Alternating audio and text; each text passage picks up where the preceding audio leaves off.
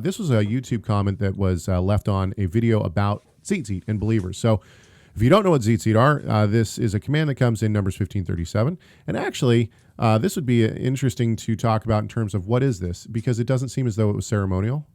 For those who believe that the Torah was chopped into ceremonial, civil, and moral, in fact, the Tzitzit command comes right after the guy is stoned for breaking the Sabbath.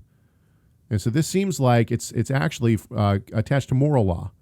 So then the question would be if the mainstream Christian belief that the Torah's the civil and ceremonial aspects of the law have been done away with, then what about Tzitzit? Because Tzitzit seems to be a moral law. All of that. The Tzitzit commandment is so important because we need the reminder of what Jeremiah the prophet says is the heart is wicked and deceitful above all. Right. Jeremiah 17. And that faith in God is the only thing that is pleasing to him. And there's no keeping any Torah except the way Yeshua instructs us, a love of God, which is the Shema, right? Hear, O Israel, he says in Mark. And love your neighbor as yourself, and everything else hangs on these. And the Tzitzit is a commandment that reminds us of the evil heart, the evil human heart, our need for redemption, our need for regeneration. And of course, I know you're going to ask about the color, the blue. Right, I think that's where we're going.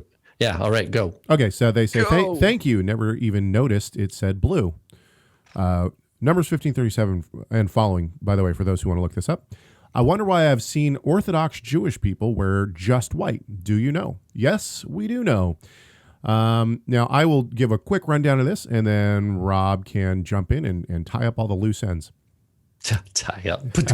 Yeah, you got the pun. For those who tied tzitzit, you're tying up the ends. Okay, so so in the Hebrew, it's the word for blue is techelet. This is a specific blue / maybe purple that was used, and they believe that it actually came from a snail.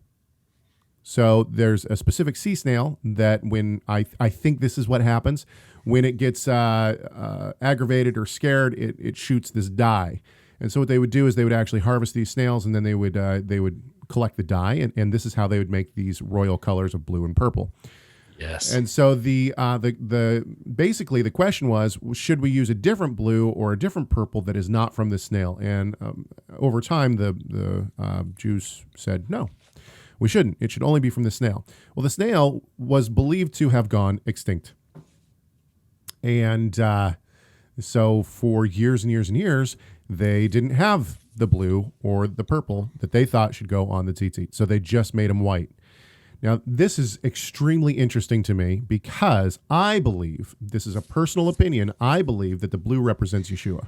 I believe that Jesus is the blue that holds all of the commandments together.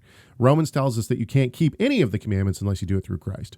And so the point is that I think that the blue was representative of the King, that we are able to be justified through, and that we are able to keep any commands through. Right, and he's with us. Right. And we are cleansed through him.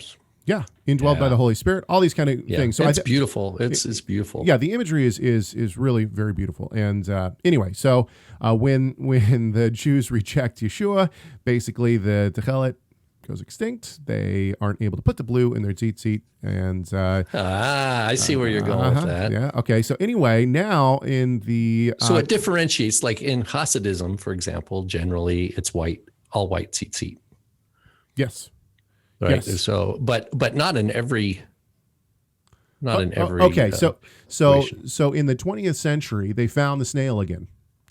They said, "Oh, okay." They found the snail. They started harvesting these snails basically at this point, and all of a sudden they were able to create this blue again. And then there was this debate between the Hasids and the Orthodox and all this: should we put the blue in the tzitzit? And at this point in time, what do the believing Torah followers of the time? Whether or not theologically they were on or off, that makes no difference. The Torah followers, the believing Torah followers at the time say, the blue is here, we're going to put it in our tzitzit. And so they do. And so the first people that really like this techelet, we call it the techelet, it explodes onto the scene in the Messianic / Hebrew root circles. And this is really who's wearing the Techelet, not only in America, but also in Israel. And with the help of some good clever Israeli salesmen. Yes, exactly. Always ready to Market capitalize. To those Gentiles, yeah. Exactly. No. And so this is really where It's from Israel. Exactly. So the Orthodox then see that the believers in Yeshua are wearing this techelet, and that's really the deterrent. They don't want to do something that's going to associate them with believers, and so they say, "Well, it's kind of up to you and your rabbi, whatever your rabbi decides."